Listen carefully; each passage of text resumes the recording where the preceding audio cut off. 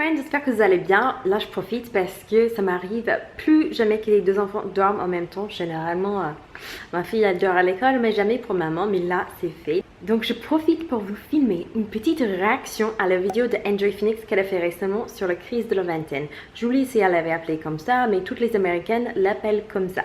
Si vous n'avez pas encore vu sa vidéo, je vous invite à aller le voir. Elle parle beaucoup de ses soucis, de ses angoisses. Elle est à mi-vingtaine, là, elle a 24 ans. C'est hyper courant, à 25, 24 ans, 26 ans, vers là, on commence à se poser plus de questions. Est-ce que j'ai choisi le bon voie dans la vie? Est-ce que je vais finir seule? Et qu'est-ce que je vais faire de ma vie? Là, elle parle des enfants, des relations, la pression de la société. Et il y avait des gens dans les commentaires qui étaient très mitigés. Soit on était d'accord avec elle, soit on était contre et on disait non, mais la société ne met plus cette pression, on n'est plus dans les années 50.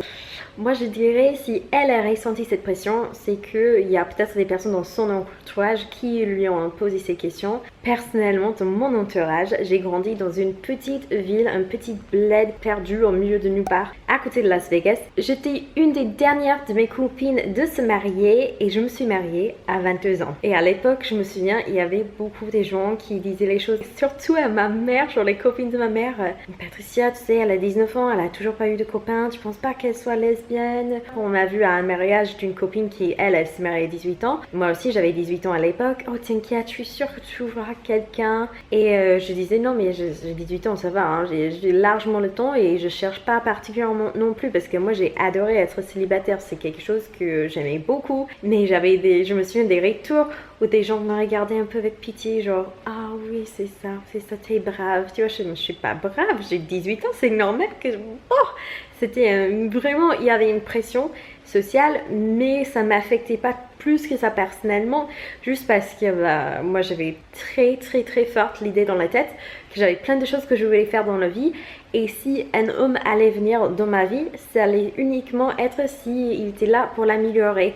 Si c'était juste là pour mettre un check sur une liste ou de passer à la prochaine étape dans la vie, ça m'intéressait pas du tout. J'avais tellement de choses à faire, je voulais absolument pas me caser juste comme ça, histoire de me caser. Donc ça me mettait pas la pression, parce qu'il faut se dire, si on a toutes ces sources externes, souvent ça peut nous arriver de trop réfléchir à leurs propos, mais s'ils ont raison, mais si vous les écoutez et vous vous dites, mais ces gens sont tarés, ça compte pour rien, je peux vous dire, ça enlève tout de suite beaucoup de pression. Non, mais plus sérieusement, je voulais répondre à Enjoy Phoenix. Je suis sûre que Marie ne verrait jamais cette vidéo, mais j'ai une très bonne nouvelle pour elle et une très mauvaise nouvelle pour tout le monde. C'est que ce cadre que la société nous impose, c'est-à-dire diplôme, marié, bébé, etc., les questions qu'on reçoit qui sont lourdes, qui sont relous, on se dit, ah, une fois que j'aurai passé telle et telle étape, je vais avoir moins de pression. Une fois que j'ai passé telle et telle étape, les gens ils vont me laisser tranquille, j'aurai rentré dans le cadre de société, etc.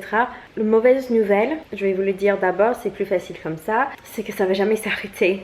Je vous dis, dès que vous êtes fiancé, les gens vont vouloir savoir la date du mariage. Dès que vous êtes marié, ils vont vouloir savoir quand ça arrive le premier bébé. Dès que vous accouchez du premier, on va commencer à vous demander alors le deuxième.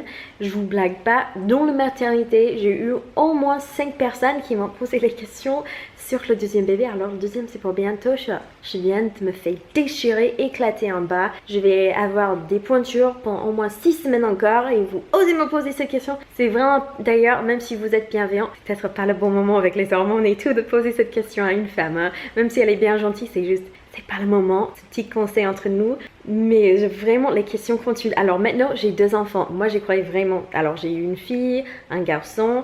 Bizarrement dans les têtes des gens ils pensent que ça c'est le souhait de tous les parents, tout le monde veut une fille, un garçon, après hop t'as plus besoin d'en avoir. Mais j'ai eu des commentaires la première semaine, là cette fois-ci quand j'étais sortie de la maternité, encore par rapport au bébé. Mais cette fois-ci les commentaires c'était soit alors vous pensez avoir un troisième, vous aimeriez bien avoir un petite sœur pour Amelia, et j'avais un type que je connais ni d'Adam ni d'Eve qui m'a arrêté dans la rue, qui disait, oh vous avez un nouveau bébé, trop mignon, c'est une fille ou garçon? Je dis, ah c'est un petit garçon. Et j'étais avec ma fille qui a 2 ans et demi, et le type il a répondu, ah mais franchement madame, vous pouvez vous arrêter là, hein, 2 ça suffit, hein. Je suis alors, c'est rien de vos affaires ce que je fais avec mon utéus, merci. Ciao! Mais n'hésitez pas à vous dire que les questions ne vont pas s'arrêter. Mais c'est pas grave, vous ne pouvez pas contrôler les questions que les autres vont poser.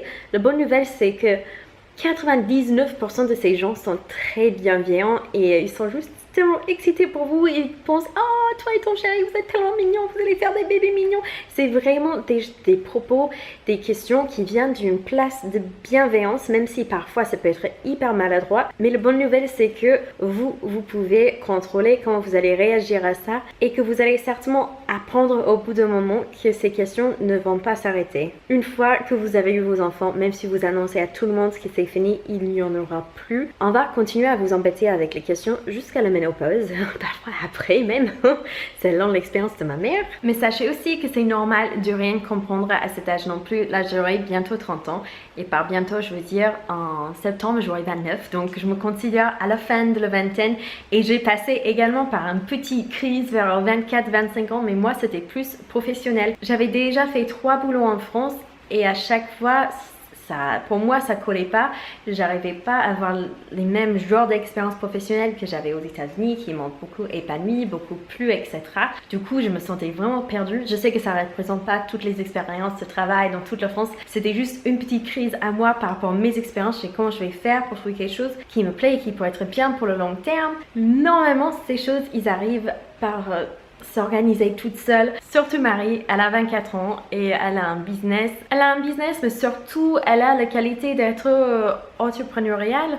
Je pense qu'on peut dire ça en français. Donc je m'inquiète vraiment pas pour elle, bien que ses enquêtes, ses soucis et tout sont légitimes. On passe tous par les phases de nos vies où on se remet beaucoup en question, ou peut-être parfois on écoute un peu trop les paroles des autres. Mais n'oubliez pas que vous êtes tout au début de la vie. Si vous demandez à une personne qui a 90 ans, s'il pense que ta vie est finie à 25-26 ans, si vous savez pas encore ce que vous allez faire, la personne va vous rigoler au nez. Quelque chose dont je me rends compte le plus que j'approche à la trentaine, c'est que la vie ça se renouvelle, mais c'est fou. Là je me sens plus jeune maintenant que je me sentais à 24-25 ans, parce que à cet âge là je voulais vraiment me caser, me mettre dans une caisse et savoir ce que j'allais faire toute ma vie.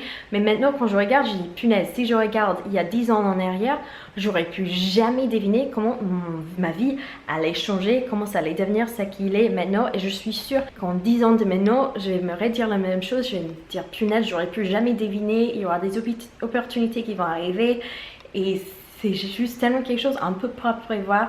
Après bien sûr il faut essayer selon moi d'aller dans une direction, essayer de chercher une voie, mais même si finalement vous changez de voie en mi-route, c'est pas la fin du monde. Je crois que tout le monde de notre génération fait ça, mais ne vous inquiétez pas si vous aussi vous passez par la crise de 25 ans. Mais aussi je vous dis ne vous inquiétez pas, mais n'hésitez pas aussi à vous dire que la pression que les autres vous mettent, ça ne compte pour rien. Et c'est pas qu'ils sont des mauvaises personnes qui vous posent ces questions, c'est juste qu'il faut prendre ces questions à leur valeur. Souvent c'est juste pour faire continuer la conversation, souvent c'est juste parce que oh t'es mignonne donc je veux que tu aies un bébé parce que ton bébé sera mignon aussi. C'est pas plus que ça.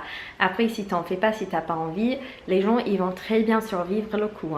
Un conseil que j'aimerais donner à tout le monde, ça serait que avec vos choix, n'oubliez pas que c'est vous qui devrez vivre avec, ce n'est pas vos parents qui devraient vivre avec vos choix une fois que vous êtes adulte bien sûr, c'est vraiment vous. Donc bien sûr vous allez prendre en compte les avis de vos proches etc, mais au final ce ne sont pas vos proches qui vont devoir vivre avec votre carrière, ce ne sont pas vos proches qui vont devoir vivre avec votre mari, votre femme, votre conjoint etc, c'est vous. Donc c'est votre avis au final qui est le plus important dans cette décision. J'ai hâte de vous voir dans une prochaine vidéo. N'oubliez pas de mettre un petit like et de partager la vidéo avec tous vos amis qui ont la vingtaine.